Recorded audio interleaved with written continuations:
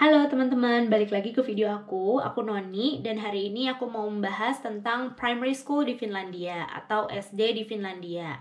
Tapi sebelumnya aku mau minta tolong dulu dan memberitahu teman-teman juga. Akhirnya aku bikin email khusus untuk YouTube ini, supaya kalau teman-teman punya request video atau pertanyaan, teman-teman bisa kirim ke email ini.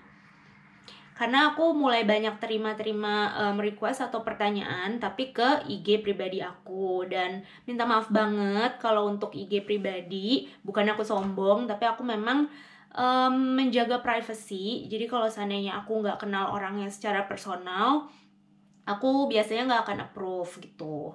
Jadi dan sebenarnya tujuan aku untuk bikin channel YouTube ini kan untuk memberikan informasi. Jadi supaya aku tuh nggak ngulang-ngulang informasi dan nggak kayak kaset rusak. Dan kebayangkan kalau seandainya teman-teman nanya ke aku secara personal dan buntut-buntutnya aku harus jawabin kalian satu-satu. Intinya kan YouTube channel aku jadi nggak guna ya kan, karena aku tetap harus balesin kalian satu-satu. Jadi lebih baik teman-teman kalau punya request atau pertanyaan bisa ditaruh di email ini, dikirim ke sini supaya aku bisa satuin buat pertanyaan-pertanyaan yang mungkin sama. Jadi aku bisa bikinin videonya sekalian. Thank you banget sebelumnya. Yuk langsung kita bahas aja.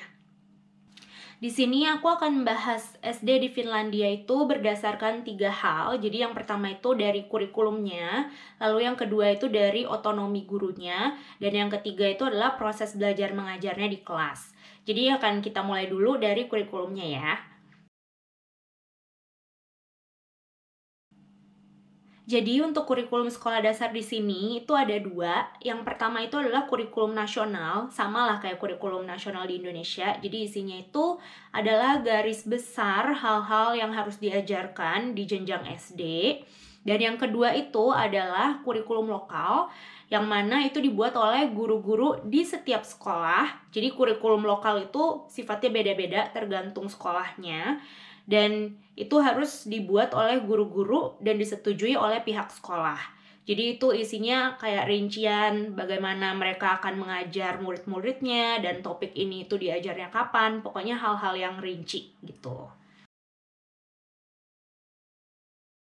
Seperti yang udah aku jelasin di video-video sebelumnya, guru-guru di sini itu kan dianggap sebagai orang yang ahli di bidang pendidikan. Jadi mereka itu sangat dipercaya dan diberikan otonomi yang sangat tinggi oleh negara maupun pihak sekolah. Jadi setiap guru itu bisa dan berhak mengatur topik-topik yang akan mereka ajar, itu kapan aja mau mereka ajar, terus bahan-bahannya mau seperti apa, dan juga untuk materi, bagaimana mereka menyampaikan materinya itu ke anak, terserah mereka.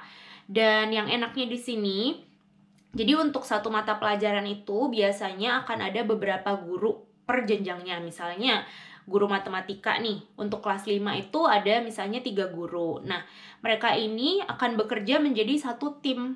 Jadi kerjanya kalian itu nggak akan terlalu berat. Jadi mereka tinggal ganti-gantian aja. Misalnya guru A itu akan nyiapin bahan untuk minggu ini. Nanti guru B dia akan nyiapin bahan untuk minggu kedua. Nah, nanti minggu ketiga itu bakal disiapin sama guru C. Sehingga kalian tuh kalau misalnya yang ngajar di sini nggak akan terlalu capek. Soalnya itu kayak kerja kelompok gitu ya jadinya. Dan kalian jadi bisa sharing materi dan juga bisa sharing pengetahuan, bisa saling belajar satu sama lain. Dan juga di sini itu sangat fleksibel. Jadi kalau seandainya nih topik kalian nggak selesai, kalian itu tinggal bilang aja ke guru yang berikutnya. Jadi misalnya kalian ini guru matematika kelas 5. Jadi kalian tinggal bilang ke guru matematika kelas 6, gue tuh baru selesai sampai topik ini nih. Topik ini, dan ini belum bisa ke cover sekarang. Tolong di cover di kelas 6. Jadi mereka sangat fleksibel dan bisa komunikasi antar jenjang juga. Jadi enak. Yang penting di akhir masa SD, topik-topik wajib yang ada di kurikulum nasional itu udah ke cover semuanya. Selain itu, guru itu juga punya tanggung jawab dan hak penuh untuk menilai siswa baik dalam faktor belajar mereka dan juga perkembangan sosial dan emosional setiap siswanya. Jadi misalnya kalau seandainya ada satu guru di kelas 5 dan dia ini berhak untuk memberikan nilai dan menguji anak-anaknya melalui standarnya dia gitu. Jadi guru tuh benar-benar dipercaya mereka itu bisa menentukan standar penilaian untuk anak-anak. Dan misalnya nih ada anak-anak yang bermasalah untuk proses belajarnya misalnya, jadi kayak kurang mungkin atau mengalami kesulitan belajar. Nah, itu tugasnya guru juga untuk menghubungi guru-guru lain supaya bisa memberikan pelajaran tambahan buat anak-anak yang mengalami kesulitan belajar ini, atau mungkin standarnya itu dikurangin. Jadi aku kayaknya pernah jelasin deh di video aku yang sebelumnya juga. Di sini anak-anak itu diajarkan berdasarkan kemampuan mereka. Jadi kalau anak-anak yang memang kesulitan belajar, bahan ajarnya itu bisa disesuaikan. Nah, itu tanggung jawabnya guru untuk menilai apakah salah satu atau beberapa anak ini nih harus dikhususkan materinya, jadi diturunkan standarnya atau diberikan pelajaran tambahan sesudah kelas gitu. Dan juga misalnya kalau anak-anak itu ada yang punya masalah secara emosional atau psikologis, itu juga tugasnya guru untuk menilai apakah anak ini perlu ditangani oleh psikolog atau harus minta bantuan kepada special education teacher gitu. Intinya kalau guru di sini mereka semuanya benar-benar kerja sama, baik guru mata pelajaran, guru wali kelas maupun guru special education, dan dengan orang tua juga. Jadi pendidikannya itu benar-benar holistik, nggak cuma dari pihak sekolah atau dari rumah aja yang maksain sesuatu gitu, tapi benar-benar mereka harus diskusi dan mencapai satu keputusan untuk bisa membantu setiap anaknya itu supaya bisa berkembang sebaik-baiknya. Lalu untuk kegiatan belajar mengajarnya sendiri di Finlandia itu kalau untuk jenjang SD biasanya mereka itu menghabiskan waktu sekitar 5-7 jam sehari di sekolah, dan itu udah termasuk istirahat dan istirahat makan siang. Jadi di sini mereka punya aturan setiap 45 menit belajar, setiap anak itu berhak mendapatkan 15 menit istirahat. Tapi bentuknya itu fleksibel, jadi tidak selalu kayak 45 menit belajar, terus 15 menit istirahat, nggak harus gitu. Tapi bisa misalnya pelajaran matematika lagi deh gitu ya, kayak nggak ada pelajaran lain ya. Ya udahlah ya, intinya misalnya kayak pelajaran matematika, kalau harusnya itu 2 jam pelajaran, bisa aja gurunya itu jadiin 1 gitu loh. Jadi mereka akan belajar selama 2 kali 45 menit, jadi 90 menit, baru sesudah itu istirahatnya diakumulasi, jadi 15 kali 2 jam, jadi 30 menit gitu. Dan sistemnya itu juga seperti di Indonesia, jadi beda dengan negara-negara barat lainnya. Biasanya kan kalau kayak di Amerika, itu kan mereka banyak moving class. Nah, kalau di Finland itu, untuk jenjang SD, anak-anaknya itu biasanya akan stay di kelas. Jadi guru mata pelajarannya yang akan datang, tergantung jam pelajarannya. Tapi untuk mata pelajaran tertentu yang butuh alat atau pelajaran-pelajaran yang spesifik deh, kayak misalnya tuh olahraga, art and craft, terus bahasa asing, dan beberapa kelas lainnya, itu mereka harus ke kelas tertentu dan gurunya akan nunggu di situ. Tapi tetap setiap sekolah itu punya aturannya tertentu tentang moving class ini. Apakah biasanya anak-anak itu akan lebih banyak stay di kelas, gurunya yang datang, atau justru lebih banyak moving class-nya. Jadi biasanya beda-beda. Cuma memang mostly kalau untuk SD anaknya yang stay di kelas, jadi gurunya yang datang. Untuk ukuran kelas di sini biasanya itu antara 15 sampai 30 anak, tapi bahkan ada beberapa kelas tertentu yang bisa kurang dari 10 anak.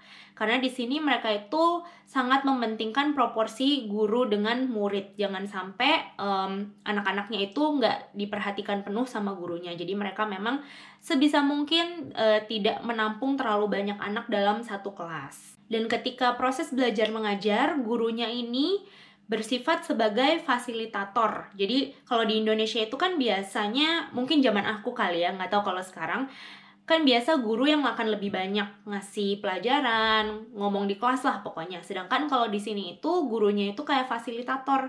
Jadi dia akan kayak melempar kayak topik tertentu, nanti anaknya itu yang akan banyak memberikan ide-ide tentang bagaimana mereka mempersepsikan topik ini dan sebagainya. Selain itu, karena di Finlandia itu mereka sangat mengutamakan inclusive education dan mereka benar-benar menerapkan itu di sekolah. Jadi anak-anak itu di kelas digabung semuanya, baik anak-anak yang punya kemampuan lebih, atau anak-anak yang punya kemampuan yang kurang, atau bahkan anak-anak yang berkebutuhan khusus. Dan itu semua, setiap anak berhak untuk mendapatkan pendidikan sesuai dengan tingkat kemampuannya. Jadi setiap guru itu diwajibkan untuk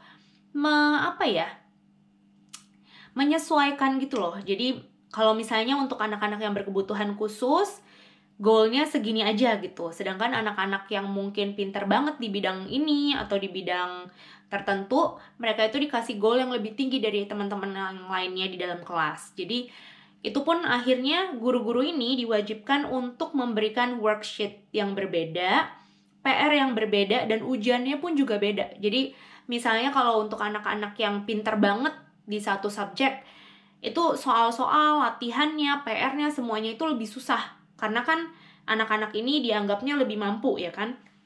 Sedangkan kalau untuk anak-anak yang kurang mampu untuk topik tertentu atau bidang pelajaran tertentu, itu kan goalnya direndahin tuh. Jadi ya udah, harusnya misalnya belajarnya sampai segini, mereka kayak cuma setengahnya.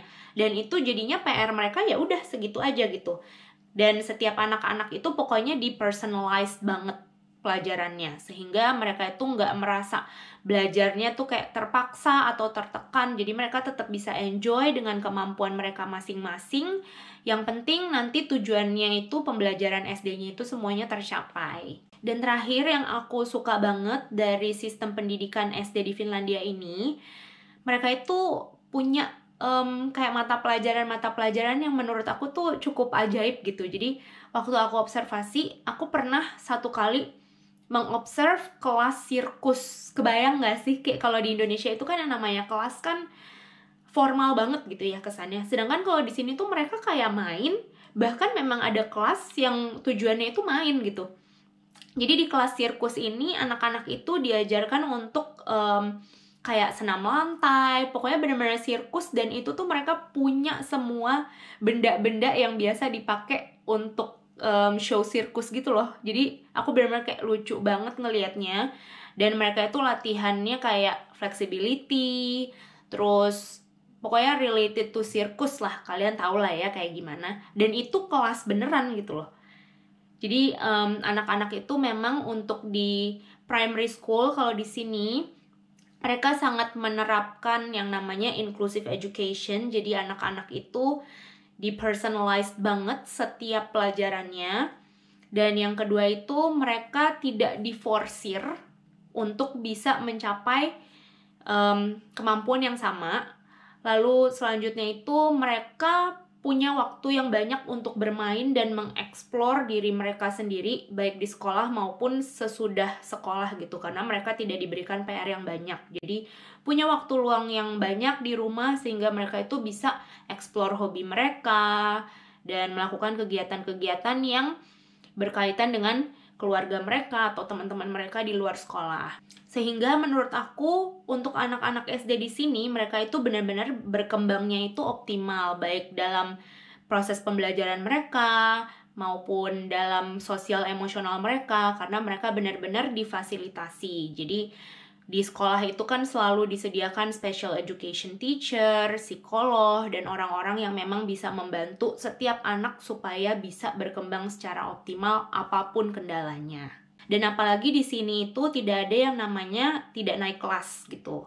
Jadi semua anak itu pasti naik kelas, cuma mungkin nilainya aja yang beda-beda. Di sini ada penilaian, tapi gurunya itu juga harus membuat komen untuk anak-anaknya yang menjelaskan. Jadi di rapot mereka itu ada angka dan ada juga penjelasan dari gurunya apa aja yang mereka bagus dan apa aja yang harus mereka kembangkan di jenjang berikutnya, sehingga anak-anak itu jadi lebih termotivasi gitu loh. Sedangkan kalau kayak di Indonesia, ketika anak-anak nggak naik kelas, setiap anak itu kan punya respon yang beda-beda ya. Kadang mereka bisa jadi down malah, jadi kayak nggak percaya diri, jadi merasa kurang pinter, padahal kan belum tentu kan. Dan kalau di sini memang itu sangat diperhatikan banget supaya anak-anak itu tidak merasa tidak mampu dan tetap merasa bahwa dia akan bisa berkembang. Yang penting mereka berusaha lebih baik dan dibantu juga oleh pihak sekolah dan keluarganya. Segitu dulu mungkin yang bisa aku share ke teman-teman tentang sistem primary school di Finlandia. Dan aku ingetin lagi kalau teman-teman masih punya pertanyaan atau ide-ide video, nah kalian bisa kirim email ke email ini. Oke, mudah-mudahan video aku bermanfaat dan bisa memberikan insight untuk teman-teman yang penasaran tentang SD di Finlandia itu kayak apa. Sampai ketemu di video berikutnya.